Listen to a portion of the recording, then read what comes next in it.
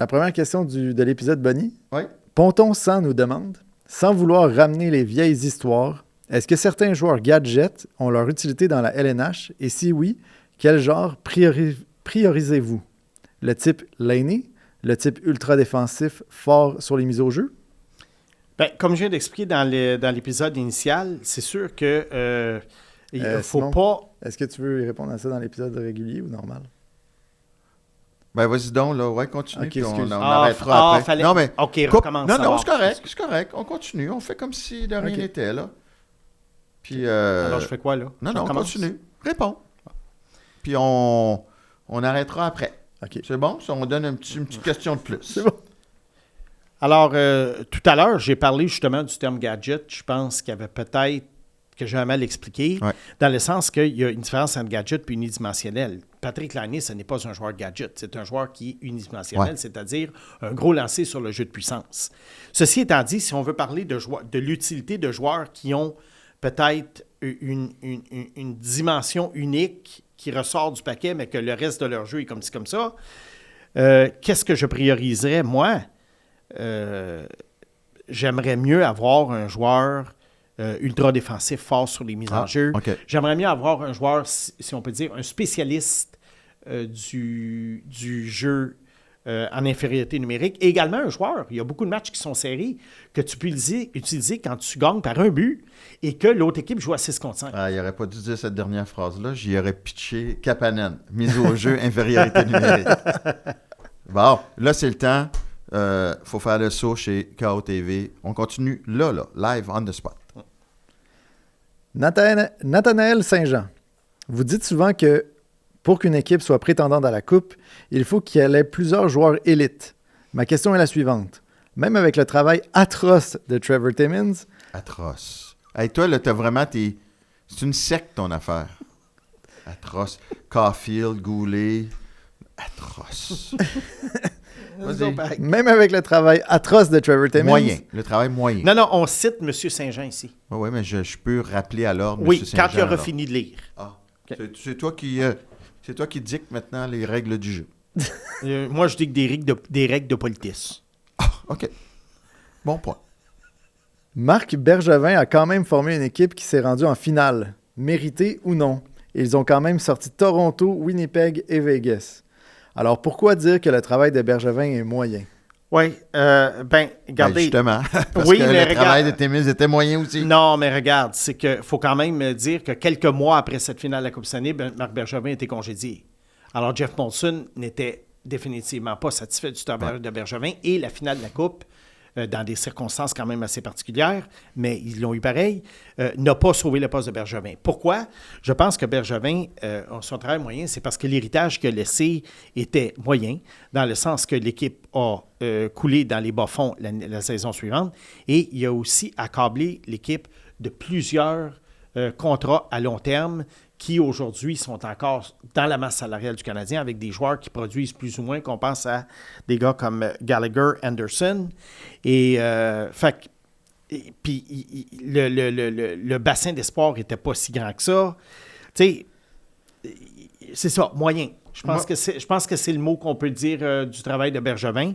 Puis J'ai jamais été un grand fan de Bergevin. c'est pas retrouvé de job de DG non plus. J'ai jamais été un grand fan de Bergevin.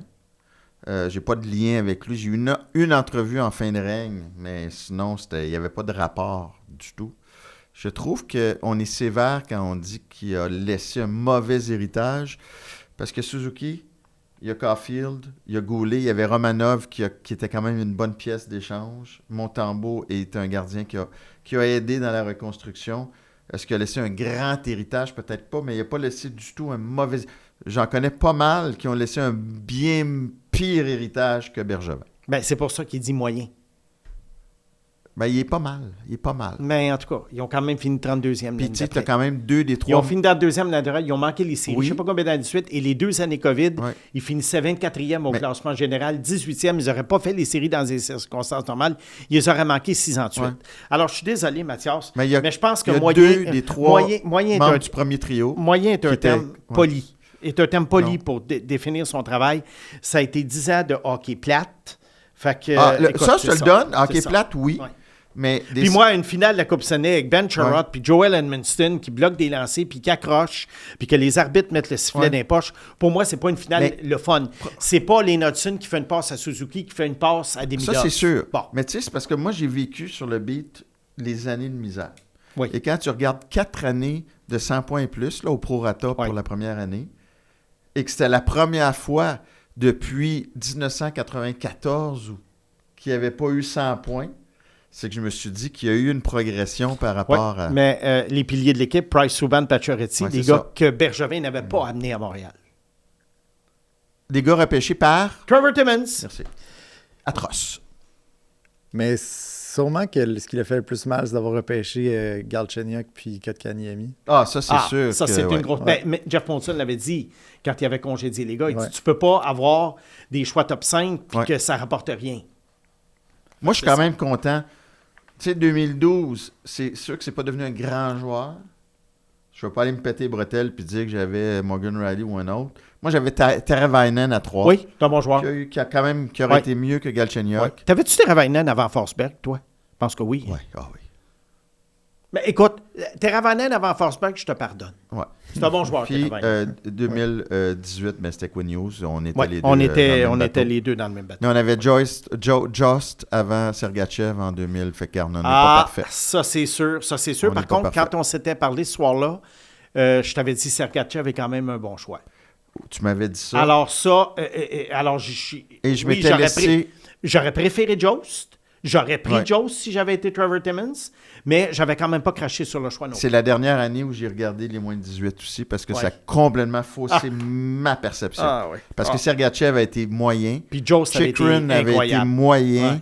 Joyce, Just et Fabro. Là, Fabro est en train de relancer sa carrière. Oui, il ressuscite. Mais ils avaient été fumants pour le Canada. Ouais. Fait que Faut faire attention. c'est le fun parce que la période des questions, on dirait que ça nous anime encore plus. Ben oui. Ouais. Prochaine question de Simon Lerat. Que serait Encore? un épisode sans une Il va question? falloir mettre un rat ici par-dessus Simon le serpent. Lerat. Hey, Ouais. ça, c'est une bonne idée. Snake, j'aimerais qu'on dépoussière quelques dards des 3-4 dernières années. Parmi les joueurs que tu as considérés comme des dards, lesquels ont eu un bon développement et maintenant une bonne valeur pour le club qui les a repêchés. Regarde, tu vas trouver ça drôle. Premièrement, 3-4 dernières années, je ne peux pas aller dans les 3-4 dernières années parce que ce pas des joueurs qui se sont développés encore. Alors, si je te parle de Bryce Pickford, ben Bryce Pickford, oui, il y a 6 buts en 8 matchs en ce moment dans la Ligue de l'Ouest, mais on ne sait pas si Bryce Pickford va devenir un bon joueur à Montréal. Moi, je te dirais que un d'or, c'est quoi? Et automatiquement, un d'or, c'est à partir de la 3e ronde. Alors, moi, j'avais à l'époque Victor Arvidsson, j'avais Alex Kerfoot, j'avais Andras Athanasiou, comme une saison de 30 buts, mais ça a quand même piqué assez vite du nez. Kerfoot est encore là. Dans le plus récent, je te dirais, puis ça fait à peu près 6 ans, je pense qu'il a été repêché, moi, c'était Pavel Dorofeyev. Choix de 3e ronde. Ça, c'était un d'or pour moi, pour toutes sortes de raisons. Encore là, les mystérieux joueurs russes qui jouent dans des ligues juniors. Mystérieuse. Où c'est très, très difficile d'évaluer. C'est dans ce sens-là mystérieux. Là. On ne dit pas qu'il se passe des choses bizarres dans la ligue. C'est juste que c'est des ligues où c'est très difficile d'évaluer les joueurs. Et pour moi, Dorofeyev, c'était un talent de première ronde, mais que tu ne savais pas. Tu ne savais pas. Il va-tu être... Est-ce que ça va se transposer dans le national? Alors, je te dirais, ça, c'est le plus récent. Tiplakov, il fait-tu partie de ta catégorie-là ou Non. c'était plus... Non. Mais il y a des dards qui s'en viennent. Cooper Simpson, 3e ronde, des gars comme ça. Ça, il y en a. LJ Mooney est un dard, repêché par le Canadien. Oui. C'est un dard. C'est exactement ça. Là, il y a C'est un 3 petit points, joueur. là, Oui. LJ Mooney, plus discret en fin de semaine. OK. Garde. Lane Hudson est limite d'or. Là. Pardon? Lane Hudson, c'est limite un d'or. Limite, Ouais, mais il a ouais. été choisi en 2e ronde. Ouais, mais quand même. Ouais, Soit- ouais, Mais je fais comprends ce que attention, tu veux Pag, dire. parce qu'il y a des dards, là. Il faut que tu aies des yeux tout autour de la tête. Parce qu'il y a des dards où tu ne soupçonnes pas. En ce moment même. Dans mon dos, tu veux dire. Dans ton dos. Daniel Baudry. Simon a dit qu'il échangerait Reinbacher pour Tristan Luneau. Vers la fin de la saison dernière, il classait Reinbacher devant Slavkovski parmi les jeunes les plus importants du CH. Est-ce que ça veut dire qu'il classerait Luneau devant Slav? De mémoire, Luneau n'était pas ton préféré chez les défenseurs québécois et Slavkovski était numéro 1 en 2022. Reinbacher était aussi devant Will Smith sur la liste de Simon en 2023. Qu'est-ce qui explique cette montée de Luno ou la baisse des deux jeunes du CH depuis leur repêchage respectif? Non seulement j'adore la question, Moi, mais j'adore le fait que c'est Simon qui déniche les questions et qui a l'humilité de d'y aller avec des questions qui peuvent être compliquées pour lui. Ah, c'est compliqué. Mais Daniel, moi, je vais te dire, premièrement, j'adore tout l'exercice logique que tu as fait. Oui. Ah oui. Dans le sens que, tu sais, je pense qu'en philosophie au cégep, là, ça fait longtemps, là, il y en avait des affaires comme ça. C'est peut-être un prof de philo, Daniel. Si Roger est plus riche que Pierre et que Pierre... Tu sais, il y en avait des affaires comme ça, de la logique. Là, Ryan Backer est plus riche que Slav. Oui, oui. Là, fait que lui, finalement, ce qu'il a exposé, là... Il se met dans le coin, le serpent. C'est toutes des contradictions. Le serpent est dans le coin. C'est toutes des affaires qui n'ont pas d'allure. Il est Tu prends fort. Ryan Backer pour lui... C'est fort. C'est fort. Bon, on va essayer de démêler ça. Et on va répondre surtout à la question. Tu vas répondre à la question. Non, qu'est-ce qui explique cette montée de Luno ou la baisse des deux jeunes du CH depuis le repêchage? Bon, Tristan Luno, c'est un joueur qui, à l'âge de 14 et 15 ans, alors qu'il jouait Midget 3A, était présumé comme un futur choix top 10 de la LNH, peut-être même top 5 au repêchage de 2022. À 16 ans, il fait son arrivée à Gatineau. Il joue très bien. Et encore là, on se dit Tristan Luno, certainement un choix de première ronde, top 15, top 10, top 15 en 2022. Et là, la saison de repêchage, Luno plafonne. Et là, on se dit, il n'y a peut-être pas tant de potentiel offensif que ça. Oups. Et Luno, d'ailleurs, a chuté. Et on va Deuxième voir... tour. Deuxième tour, exactement. Il a chuté au deuxième tour. Mais avant Hudson. Mais avant Hudson. Mais après Philippe Méchard et Owen Beck, en passant. Donc, tu sais, oui, je suis le premier à critiquer le CH de ne pas avoir pris Luno à la place de Méchard ou Beck. Oui, j'aurais pris Luno moi aussi, mais, il y a quand même une raison pour laquelle le CH et bien des équipes l'ont laissé passer. Il avait plafonné. Moi, j'avais moins confiance en Tristan Luno cette année-là que j'en avais lors de son année de 16 ans. Et là, ensuite, Luno est arrivé. Il a fait le club en début de saison l'année passée à Anaheim. Je trouvais qu'il se débrouillait bien. On l'envoie dans la Ligue américaine. Il était fort probablement le ou un des 2 ou 3 meilleurs défenseurs de la Ligue américaine, mais certainement le meilleur jeune défenseur de la Ligue américaine. Là, il y a une congestion à Anaheim. On le retourne dans les mineurs. À un moment donné, là, il va falloir qu'Anaheim le rappelle ou l'échange parce que Tristan Luno est de calibre de la Ligue nationale. Pendant ce temps, David Reinbacher, lui, il est blessé. Alors, un joueur qui se blesse, si tu me dis, j'ai l'occasion d'aller chercher un gars qui déjà est en train de faire ses preuves à 21 ans dans la Ligue américaine et frappe à la porte de la Ligue nationale, bien, 300 ans plus tard, je suis obligé de te dire que si tu me demandes un contre un, Reinbacher, non, je vais le prendre Luno avant Reinbacher. Fait que donc, c'est Reinbacher qui fait dérailler la patente autant par rapport à Slav que par rapport à Luno. Oui, c'est ça. Alors, mais bon. la chose que Daniel dit pas, c'est l'importance que tu accordes aux défenseurs versus les attaquants aussi. Oui, c'est ça. Est-ce que je classerais Luno devant Slav? Ben non, quand même pas. Mais la valeur de Luno, pour moi, est plus élevée qu'elle l'était au repêchage. L'écart entre Slav et Luno, selon moi, et Reinbacher, il est beaucoup, beaucoup plus serré qu'il ne l'était à leur année de repêchage. Si tu me permets de faire un Daniel de moi-même, oui. Notre prof de philo, qu'on présume, oui. Si on dit que du repêchage de 2022 commence à se faire tard pour Méchard et Beck, quoi qu'ils soient des attaquants, on est d'accord qu'Anaheim n'a pas non plus la meilleure défense de la Ligue. Non, mais ils ont beaucoup de jeunes défenseurs. OK.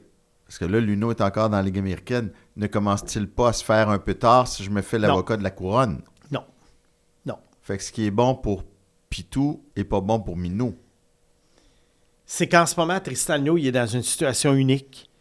Il y a 3 jeunes défenseurs en avant de lui dans l'équipe. Il n'y a pas une équipe qui a 3 jeunes défenseurs de cet âge-là.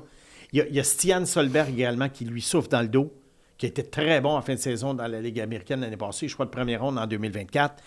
Tu sais, Anaheim, c'est un peu comme je parlais pour San Jose tout à l'heure. Est-ce qu'on met 6 jeunes ou 5 ou 6 jeunes à la défense ou est-ce qu'on se dit on en va être 3 avec 3 vétérans? Ouais. Puis là, ben Luno, il s'est congestionné. C'est pas non plus... Non, mais il y a plus, comment je pourrais dire, dans la hiérarchie, dans l'organigramme, il y a plus d'expérience, il est plus vieux que Luno. C'est le temps d'aller chercher Luno. Oui. Ouais. Oui. C'est On mon va avoir opinion. congestion, nous autres aussi, par exemple. Pardon? On va avoir une congestion, nous autres aussi, bien vite. Oui, mais Luno, il peut la tasser, cette congestion-là. Ah oui? Ben, Ben, je si sais tu pas tasses qui- pas Zellweger... Non, mais c'est parce que, tu sais, un gars comme Madison, éventuellement, tu peux le laisser aller. Tu sais, Ben, on parle pas de- on reparlera de Madison, si tu veux, parce que... Non, mais je veux dire, le gars est dans la trentaine. Là. Madison, Non, il est bien Matheson dans le rôle qu'on lui dans donne. un bon, Mais- mais- bon contrat, là, Mais ce que je veux dire, oui, ça, je suis d'accord peut avec être toi. intéressant. Sauf que, ce que je veux dire, c'est que là, on parle de jeunes défenseurs. Ouais. Luno va passer en avant d'Engstrom. Là. Ben oui. Luno passera en avant de Runbacker Mais là, en on, ce on moment. va voir, ouais. C'est ça. OK. Puis en avant de Strubel, puis de Jacky, Ouais. Ah, ben là, puis c'est de... sûr, Bon, c'est ouais. ça. Simon Tremblay. J'aime bien la banque d'espoir des Blues de Saint-Louis. En 2023, ils ont 3 choix de première ronde, soit Dalibor Dvorsky, Theo Lindstein et Otto Stenberg. J'aimerais que vous me dites s'ils sont réellement des espoirs à considérer pour l'avenir des Blues. D'ailleurs, en passant que tu vantais Snuggerud, ça m'a valu de faire des excuses à mon ancien capitaine Adrien Morisset. Pourquoi? Ben, parce que là, je disais, bon, ben, Snuggerud, finalement, parce que je riais de... Pas que je riais, mais je disais à Adrien qu'il avait fait mauvais choix. Là, il vient de tomber ça à 3. On va voir s'il remonte. Regarde, comme on disait tout à l'heure, c'est des jugements rapides là, qu'on Ouais, passe. c'est ça. Que ce soit sur Mailloux, que Ouais. ce soit sur Bolduc, que ce Ouais. soit sur... C'est tous des jugements Mais là, notre rapides. auditeur nomme des joueurs qui Oui. sont peut-être pas tes favoris, là. Regarde, je trouve que c'est 3 gars qui, éventuellement, je crois, vont jouer à Saint-Louis. Mon préféré des 3, c'est probablement Stenberg. Ouais. Dvorsky, j'ai toujours trouvé surestimé. Je trouve qu'il avait été choisi trop tôt, au 10e rang. Je voyais plus, moi, un gars entre 20 et 30. Lindstein, c'est un défenseur offensif. Je pense qu'à Saint-Louis, on va avoir besoin de jeunes défenseurs. Alors lui, il devrait être capable de se frayer un chemin. Les 3 sont dans la Ligue américaine en ce moment. Ça fait partie, d'après moi, du groupe de joueurs du bassin des espoirs des Blues de Saint-Louis, qui est un des meilleurs de la Ligue nationale en termes, je dirais, de quantité. Mais la qualité élite n'est pas là. Mais ils ont beaucoup de joueurs de qualité, ils ont beaucoup de bons joueurs qui, éventuellement, pourraient trouver leur chemin dans le milieu de l'alignement. C'est pas ça que t'aimes, toi. Non. Mais, regarde, ils repêchent quand même assez loin, en général. Ils ont peut-être échangé leur meilleur jeune attaquant. Ouais, avec Bolduc. Ah, tiens, ça m'inspire une autre Avec question. Bolduc. Oui. Bolduc ou Snuggerud? Bolduc. Ah oui, hein? Ben oui, Wow. facile. C'est OK. même pas Ah oui? Ben oui, oui. OK. C'est Parce qu'il y a quand même beaucoup de gens, Ah, je l'aime bien. dont Adrien. Non, je l'aime pas, Snuggerud, mais j'y reconnais des qualités. OK. On se comprend? Ah Ouais. bon. Tu sais, on peut aimer des joueurs et reconnaître leurs qualités. Je reconnais les qualités de Jimmy Snuggerud, mais à son année de repêchage, moi, je n'ai pas les quatre fers en Fait l'air. que là. tous ceux qu'on vient de nommer, là, Oui. tu prends Bolduc avant. Ben oui. Ben oui.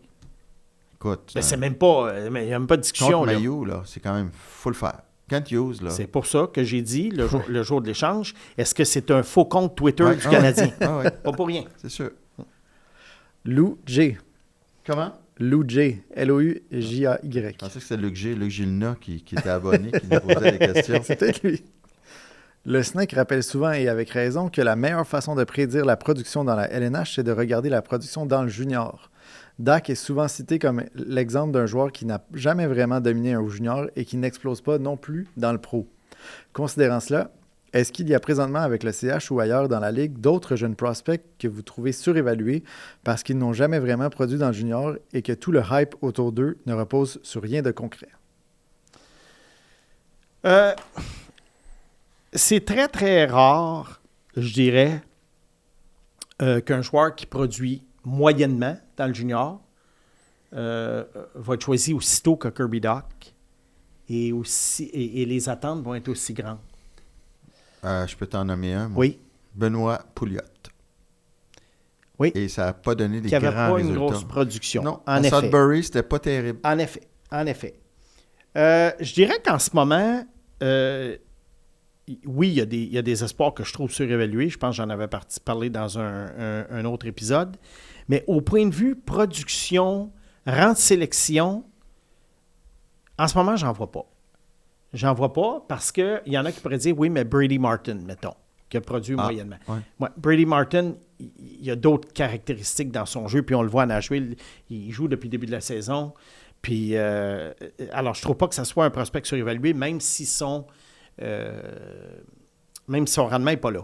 Dans le cas de Kirby Dach, c'est que c'était un gars qui ne produisait pas tant que ça, qui a été choisi 3e.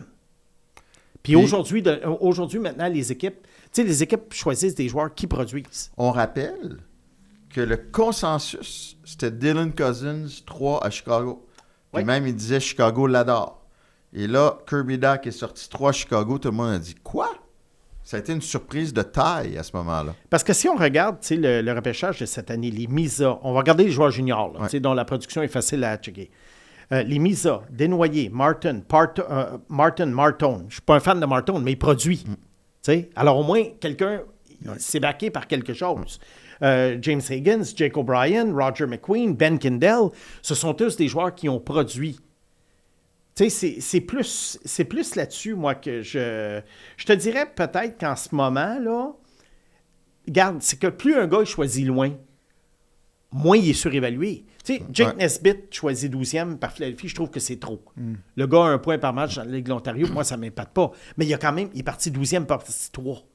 Ouais. Ça revient un peu à ce que tu expliques dans ton livre, Mathias, sur la stratégie des que tu as lu d'ailleurs, oui, mon chanceux. Oui, hein. oui. Pas chanceux.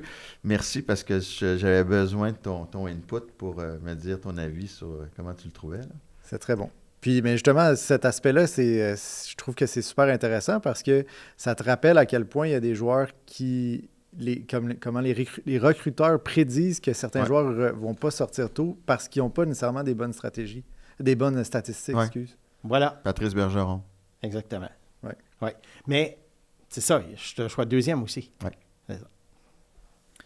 Daniel Deputo. Donc, selon le maître Snake et maintenant maître Brunet, il est totalement inutile de regarder et d'analyser les matchs préparatoires. Oui. Alors, comment pouvez-vous justifier que l'ensemble des DG et du staff coaching de la LNH utilisent ces matchs pour compléter leur alignement?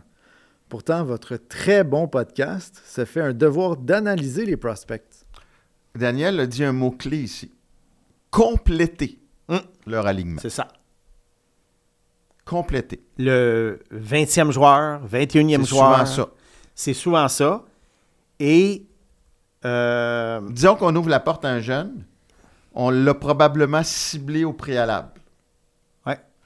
Puis... on confirme. Le début de saison dans la Ligue américaine aussi va permettre les réajustements. Fait que dans le fond, ce qu'on dit, c'est pas de ne pas regarder ces matchs-là. Puis eux, ils s'en servent comme outil d'évaluation aussi. Mais c'est pas un outil de consécration. Non. Ah, tiens. Consécration. C'est un outil d'évaluation, mais pas un outil de consécration. Parce que là, vous allez voir dans les prochaines semaines, là, les renvois et les rappels dans la Ligue américaine. Et souvent, c'était des gars qui étaient à la limite, sur la ligne au moment du camp d'entraînement. Ils ont gagné leur poste au camp d'entraînement, mais 10 matchs après, dans la Ligue nationale, bye-bye, ils sont partis. Si on a un style un peu empoulé, puis qu'on fait un peu de geste quand on parle des matchs préparatoires, c'est que justement, il y a beaucoup trop de consécration dans le milieu après un match inter-équipe ou un match préparatoire. Oui. Fait qu'on veut comme faire contrepoids. Mais on ne dit pas que c'est totalement inutile. Mais on dit qu'il faut vraiment prendre ça avec un grain de sel. Parce que moi, quand j'analyse les espoirs au mois de septembre, je base ça sur ce qui s'est passé l'an dernier et non sur ce qu'ils font dans un match hors concours qui ne ressemble en rien à un match de la LNH. Alors, Daniel, Maître Boisvert et Maître Brunet vous ont répondu de la meilleure façon possible. J'espère que ça vous satisfait. Gabriel Pellan. Un récent article vient de sortir, oui, ça va de soi, sur une performance intéressante de Justin Poirier, dont Snake avait une haute estime pour le draft 2024. J'ai regardé les sélections entre Atos Koivu et Logan Sawyer et j'ai été immédiatement attiré par le choix des Capitals, Ilya Protas. Avec les besoins du Canadien en attaque et en gabarit, est-ce qu'on vient de passer à côté de 2 futurs joueurs d'impact dans la LNH avec Poirier pour l'attaque et Protas pour le gabarit? Garde. Capitals en partant, avant que tu répondes, ça repêche très bien, là, en général. Oui. Protas, là, qui est à Hershey, qui a un des... J'en ai parlé tout à l'heure, un des 6 joueurs de moins de 20 ans qui est dans la Ligue américaine en ce moment. Regarde, Ilya Protas, gars de 6 pieds 6, mais qui avait grandi pas mal sur le tard. Moi, au repêchage 2024, j'étais neutre vis-à-vis de lui. Alors, je ne peux pas lancer la pierre aux Canadiens de ne pas l'avoir pris. Logan Sawyer, c'est un joueur que j'aime bien. Alors, encore là, je ne peux pas lancer la pierre aux Canadiens de ne pas l'avoir pris.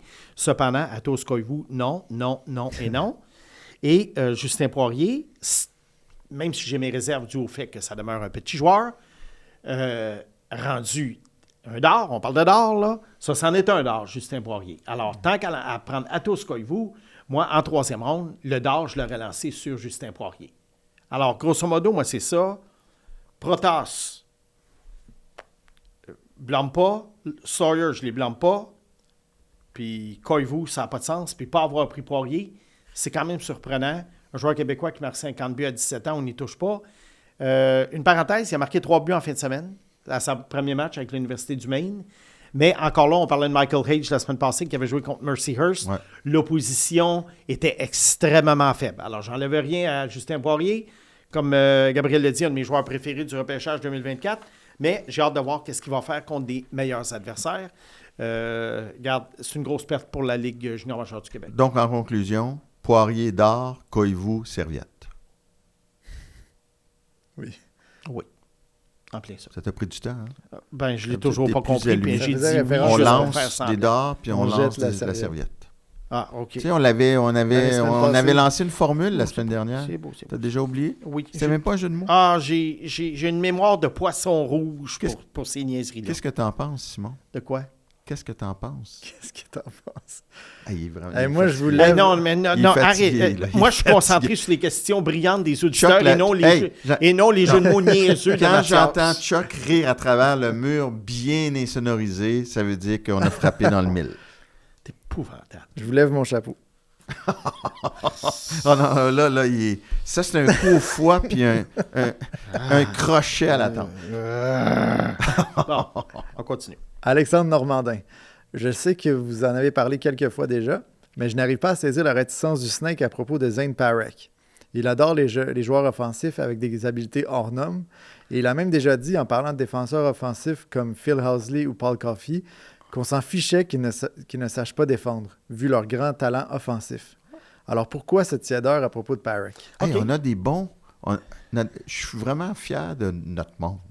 Ils sont forts. Pourquoi? Parce qu'ils nous sortent Phil Housley puis Paul Coffey? Non, parce qu'ils ils réussissent à avoir cette réflexion-là Oui, puis pour nous pousser dans ouais, nos puis nous- retranchements. Nous mettre soit devant nos contradictions ou soit nous faire aller plus loin dans Ouais. les réponses. Puis on dirait que ça... Oui, ben j'en ai une réponse. Ça me... Je Ouais. suis comme fier Ouais. que notre C'est un- gang soit comme ça. Oui, on est challengé. Ouais. Bon, pourquoi ma tiédeur envers Parek? Ben, c'est que oui, je maintiens que un défenseur offensif avec des habiletés hors normes, qui est moyen en défensive, oui, je peux vivre avec ça. Paul Coffey, d'ailleurs, qui est un de mes joueurs préférés de tous les temps, et pour ceux qui ne l'ont pas vu jouer, c'était vraiment un 4e attaquant et non un défenseur. Mais la réponse pour Zane Parek est bien simple. Ah oui? C'est que moi, personnellement, dans mon évaluation, il n'a pas d'habileté offensive hors norme. Malgré 100 points à Ouais. 18 ans. Oui. Il n'a pas 19 ans. d'habileté offensive 18 ans. hors norme. Donc, son jeu défensif, qui est vraiment très déficient, pour moi, le jeu offensif de Parek ne compense pas pour le jeu défensif déficient. Mais- Alors qu'un gars comme Paul Coffey, il compensait parce qu'il était un 4e attaquant. Zane Parek, Mais comment tu ramasses 100 points dans la Ligue junior de l'Ontario à 18 ans, là-bas, si tu n'as pas des habiletés offensives hors normes? ben, il jouait pour Saginaw. Ça nuisait pas d'être avec Michael Misa, entre Il autres. n'y a personne d'autre à cet Regarde, âge-là qui a fait 100 il points. était bon. Je me fais l'avocat de la Non, la- il était la bon couronne, là. offensivement, mais moi, je suis tiède par rapport à Parek, justement à cause de ça. Moi, je vois pas Parek. Mais c'était-tu des buts chanceux, des passes chanceuses, c'est Non, quoi? c'est juste qu'il n'est pas si... Tu sais, les gars nommés, là, les Coffey, Housley et compagnie, Ouais, ça, c'est c'est des deux gars... des plus grands Oui, joueurs de mais c'est des l'histoire, gars là. qui... Oui, mais Zane Parek a des statistiques comparables. Ouais. L'idée, c'est qu'un gars comme Zane Parek, tu vas le regarder puis tu te dis pas « Wow, quelle main, quel coup de patin, quelle belle feinte. C'est incroyable comment il gère le jeu de puissance. » Non, il est là, va à la base, il reçoit une passe, lance au filet, Misa la met dans le filet, hop, il y a une passe. Il y a 33 buts, 74 passes Je sais. en 24-25. Donc, Je est-ce sais. qu'il va faire un jour 60 points dans la Ligue nationale? Moi, je pense pas. Puis, t'es pas sûr, hein? même s'il fait 60, pour moi, le 60 points ne compense pas pour les 383 buts dont il va être responsable défensivement. Moi, j'aimerais pas ça que... Ben, écoute, peut-être là, qu'il me le dit pas, mais j'aimerais pas ça que le Snake m'aime pas. Parce que j'aurais aucun break, jamais. Quand il aime pas, il aime pas. On parle ici de ce qui se passe sur la glace, Mathias. C'est vrai. Je ne connais pas le jeune homme personnellement, je ne lui ai aucun mal. Puis s'il fait 80 points et qu'il fait 10 millions par année, Tu bouffes ton je serpent vais avec bouffer le serpent. la Non, mais, confiture. non, mais dans le fond de moi-même, je vais être content pour lui parce qu'on n'en veut pas à personne qui essaie de faire la Ligue nationale puis d'avoir du succès parce qu'on le répète souvent, atteindre le hockey de la Ligue nationale, les gens ne se rendent pas compte quand ils traitent ces gens-là de losers, à quel point ce ne sont pas des losers. Mais au fond, toi-même... Mais moi, il faut que j'analyse Imparec comme si j'étais un recruteur de la Ligue nationale de hockey ou un directeur Oui, gérant. mais t'as pas le goût de faire un balado, Mathias et le serpent, avec le chandail des Flames de Parik sur le dos, là. Il est beau, par exemple, le chandail des Il est Flames. beau, le chandail des Flames. Ils sont revenus à Écoute, l'ancien. mais il ne peut pas battre le chandail des Rangers et des Red Wings en début de saison. C'était magnifique. Oui, c'est vrai que c'était beau. Ouais. Dominique Lantaigne.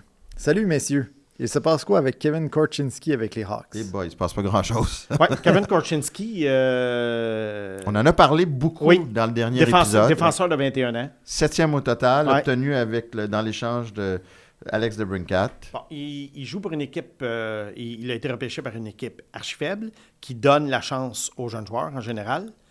La preuve, c'est que Sam Rinzel a fait l'équipe tout de suite à la défense. Lev Shunov, on lui donne chance après chance après chance. Mais rayé de la formation samedi. Oui, hein. mais il a été atroce. Le premier match, je pense, contre Boston ou le deuxième. En tout cas, ça commence le match à être des Canadien. hauts choix qui peuvent inquiéter éventuellement. Oui. Korchinski obtenu avec le 7e choix qui avait été obtenu en échange d'Alex DeBrincat. C'est ce que je viens de mentionner. C'est ça. Et, regarde, il ne faut pas lancer la serviette sur un défenseur de 21 ans. Mais il faut toujours regarder la progression. Le gars régresse. Il va avoir 22 bientôt, j'imagine, si c'est un choix en 2022. Là. Ben, c'est sa saison de 21 ans. Ouais. Bon. Alors, Korchinski, on va voir ce qui va se passer à Rockford cette année, mais ça ne regarde pas bien. Thomas Costin. La distinction entre une méga star et une star m'apparaît un peu floue. Selon vous, quelles sont les principales différences entre les deux? Pourriez-vous aussi donner quelques exemples? Enfin, à travers la Ligue nationale, combien de joueurs considériez-vous comme des véritables méga stars? Ouf, des méga stars. Il y en a combien, Mathias, en Ligue? McDavid, Draisaitl? McKinnon, Oui. Kaprizov? Makar. Oui. Kaprizov, je ne le mets pas encore là-dedans parce qu'il n'y a pas... Pour moi, il faut quand même que tu Quand t'as gagné. hisses ton équipe. Mais au moins que tu hisses ton équipe. Ouais. Kucherov, Ouais. superstar. Oui. Quinn Hughes n'est pas rendu là. Non. Kaprizov n'est pas rendu là. Superstar, là, il ne peut pas en avoir plus que 5-6. Là. Mais Jack Hughes, il a le potentiel. Ben, on ne le sait pas encore. Jack Eichel, non. C'est pas une méga star, Jack Hughes. Non. C'est pas loin. C'est pas loin, star, mais on n'est grande pas star, là. mais c'est pas une superstar. Draisaitl, oui, non? Ouais, c'est ça. Tu sais, c'est... Non, parce que là, je suis vraiment sévère avec les superstars. Là. Je t'en ai nommé 5. Là. Ouais. Vasilevski. Non. Ben oui. Ben, C'est les pas une gardiens, méga-star. c'est... Toi, tu prends ton jupon dépasse, là? Oui, je mettrais ça là-dedans. Price puis Mais Vasilevski. c'est parce que tellement de... Price, il n'y avait pas de Kucherov, de Edmund, de... Ben, comme Kaprizov. Mais il est très bon. Ouais, comme Kaprizov. Si Kaprizov n'est pas une superstar, Ouais. Ben, on c'est va des, attendre. c'est Ben des oui. joueurs qui définissent la profession. Hey, superstar, là, je Ouais. te le dis, là, il n'y en a pas beaucoup, là. C'est des joueurs sur lesquels on s'appuie pour définir un style à adopter. Pour moi. Ben, tu sais, dans le temps. T'as fait tes recherches? Non, non, Dans mais- le temps, mettons, il y a quelques années, là, Crosby, Malkin, Ovechkin en Ouais. était. Ouais. Ça en est. Mais par contre, je ne sais pas, moi, Mikko Rantanen, ça n'est pas un. Non. C'est pas une méga star, même s'il y a des 100 points. Ouais. Enfin, je pense qu'on a pas Ouais. mal fait le tour. Là. J'espère qu'on a donné assez d'exemples, M. Costin. Pierre-Marc Drouin. Allô Snake. Petite question, et je n'essaie pas de te coincer. Parmi les prédictions que tu as faites sur certains joueurs par le Canadien, joueurs repêchés par le Canadien, pardon, lequel a le plus de chances de te faire mentir au final, que ce soit positivement ou négativement? Kapanen, Mailloux, Florian Jacquet ou David Reinbacher? OK. Ah. Alors, je pense que j'ai Hudson été... n'est pas là? Je pense que j'ai été négatif envers 2 joueurs et j'ai été positif envers 2 joueurs, toute proportion gardée. Bon, Florian Jacquet, j'ai été positif. C'est sûr que j'ai été positif dans la mesure où je le considère peut-être comme un futur joueur de la Ligue nationale, mais pas nécessairement comme un joueur d'impact. Est-ce que je pense qu'il y a des chances, la prédiction risque de se réaliser? Disons que j'ai encore confiance. Il n'est peut-être pas un niveau de 9 sur 10, mais j'ai encore confiance. Randbacker pourrait me faire mentir parce que les blessures pourraient faire en sorte qu'il ne progresse pas et que le rang où je l'avais classé, Il est temps qu'il revienne. Oui, il est temps qu'il revienne parce que ça pourrait me faire mentir. Moi, je l'avais classé haut. Je le voyais comme un défenseur numéro 2 au sein d'un club champion. Et là, en ce moment, mettons que là, j'ai moins confiance d'avoir raison. Kapanen, non, je ne pense pas va me faire mentir. Je voyais un joueur de 4e trio. Je pense que c'est son plafond. Mais ça reste encore à déterminer. Logan Mailloux, ça regarde très, très bien à mesure que les jours avancent pour que j'ai raison et que ce soit un joueur qui... Regarde, j'avais dit 6e défenseur. Je suis en train de me demander, même si je ne l'ai pas surévalué en le qualifiant de 6e défenseur, mais c'est la prédiction que j'avais faite. En ce moment, il est 6e défenseur. Tu as croulé sous la pression populaire, là, tu penses? en le mettant 6e défenseur pour juste Oui, mais acheter la paix. il est 6e défenseur en ce moment. Ben oui, mais à Saint-Louis. c'est 2 matchs. Oui, je sais. Bon, fait que c'est ça. Puis y en a-tu un que tu serais capable de dire « Ah, celui-là, il est en train de me faire mentir? » Si, mettons, Je te dirais que le risque le plus élevé en ce moment, que j'ai tort, c'est David Randbacker. Je comprends pas pourquoi il n'a pas nommé Lane Hudson. Parce que ça a déjà été prouvé qui t'avait fait mentir. Ben oui, comme c'est Nick ça. Suzuki. Oui. Régent Paul Forget. Cher serpent, Encore? je vous entends souvent parler de l'âge des joueurs et qu'en règle, on doit grandement se méfier des late. Or, plusieurs disent qu'on devrait évaluer les joueurs et leur âge biologique et non leur âge chronologique. En parlant comme vous le faites, vous jouez le jeu d'un système qui nous a probablement fait perdre de bons joueurs et qui se décourage notamment parce qu'on ne leur donne pas l'opportunité d'avoir du temps de glace de qualité ou parce qu'on les décourage malgré leur potentiel biologique. Oui. Je comprends votre question, Régent. Moi, je me méfie des late dans le hockey junior. Mais je comprends, c'est que puis toi, Mathias, tu as coaché le hockey mineur là, pendant des années. Dans le hockey mineur, un late est désavantagé parce qu'il va souvent être le plus jeune de sa catégorie. S'il s'accroche, après ça, il devient avantagé. Oui. Parce qu'il il devient après ça. Il devient, Oui. parce que jeune, si tu es né, je ne sais pas, moi, en novembre 2014, puis que tu joues avec des 2014 et des 2013, tu vas probablement être le plus jeune de cette cuvée-là. Mais si tu t'accroches, c'est assez bon pour rester avec eux. Et que eux. tu arrives pour le repêchage, mettons, de 2033, bien, étant né en novembre 2014, tu es pas mal plus vieux que les joueurs admissibles qui vont être nés en 2015. Parce que c'est préféré, c'est ça qui est paradoxal. Tu sais, il a tellement parlé des late, mais c'est préféré, c'est des late. Ouais, C'est Quinn Hughes, Kel McCarr. McCarr, Ouais. Mishkov, Demidov, il y en a beaucoup. Oui, il y en a beaucoup. Mais si tu remarques, les 4 gars que tu as nommés, personne n'a joué au hockey junior. C'est ça. Moi, c'est dans le hockey junior que je bug parce que dans le hockey junior, un late a l'occasion, en général, de jouer 3 saisons. Je sais qu'on peut en trouver. 3 saisons avant d'atteindre la ligne nationale. Donc, l'évaluation que tu en fais, tu sais, un gars comme Beckett Seneca, tu avais 2 ans de hockey junior pour l'évaluer. Mais la même année, tu avais d'autres joueurs, puis je peux regarder, mettons, 2024. Je sais qu'on peut en trouver. Juste là. comme exemple, que j'aimais puis qui étaient des late. Ouais. Regarde, on prend comme exemple, mettons, dans le hockey junior, Justin Carbonneau, c'est pas un late, ça? Oui, c'est un late. Tu l'aimes bien? Oui. Oui. Alors, c'est ça. Il y en a que je vais aimer. Mais je te dis juste que j'ai plus de misère à les évaluer que les joueurs qui en sont à leur 2e saison junior qu'un joueur qui en est à sa 3e. Et c'est dans ce sens-là qu'on parle de se méfier. Mais je comprends le point de vue de Régent. Il a raison là, pas mal là, dans ce qu'il dit. Là, les opportunités, puis ils peuvent se décourager. Puis ça, je suis d'accord avec tout ça. Mais moi, c'est simplement une analyse des joueurs juniors et non des late dans leur hockey mineur. Okay. Kakuna. Comparaison entre LG Mooney et Logan Stankoven. Bon, on parle de 2 joueurs de petite taille Logan Stankoven qui est déjà établi en Caroline. C'est plus costaud aussi. Là. Oui, c'est ça. Logan Stankoven, là, je te dirais, lorsqu'il jouait junior, c'était une boule d'énergie. C'était un gars, c'était un crash and bang. Là, c'est un gars qui se garochait partout. Et il était perçu à l'époque comme un possible joueur d'énergie. LJ Mooney, il est perçu comme un joueur de finesse. Il a des mains et un coup de patin, je dirais pas exceptionnel, mais peut-être une coche en dessous d'exceptionnel. Je te dirais excellent.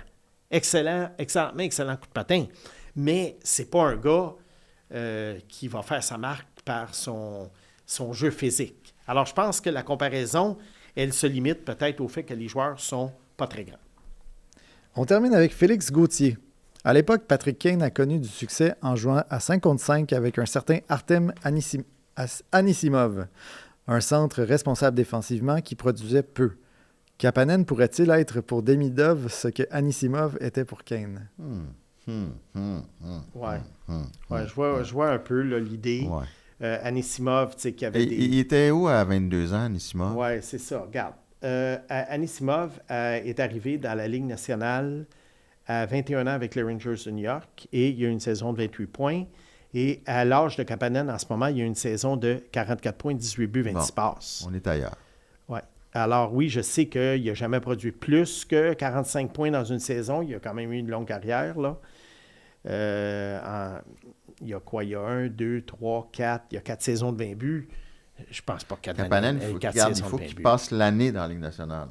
Mais je comprends l'idée de Félix. Ah ouais. Je comprends l'idée de Félix. Et Anisimov, c'est pas un top centre de la Ligue nationale. Mais c'est comme un Philippe Danault, qui n'est pas un grand producteur de points, qui a été bon pour Pacioretty. Mais Kapanen, on n'est pas là. Tatar, plutôt. Mais tu sais, ça a été un bon gars qui réussit, malgré une production plus modeste, disons, réussit quand même à faire fonctionner. Ce que Danault fait, Newhook n'est pas capable de le faire. Parce que Danault, malgré une plus faible production, il a l'intelligence, puis il réussit à faire fonctionner son trio. Voilà. Kapanen, on est loin de tout ça encore. Et il a quand même déjà 22 ans. Ouais. Pour un attaquant, là. Mm-hmm. Bon. T'as bien fait ça, mon beau garçon. Ben, vous aussi, les gars. Toi aussi, mon beau garçon. Merci beaucoup. Fait que là, vous nous avez suivis jusqu'ici. Ben, on se voit lundi prochain.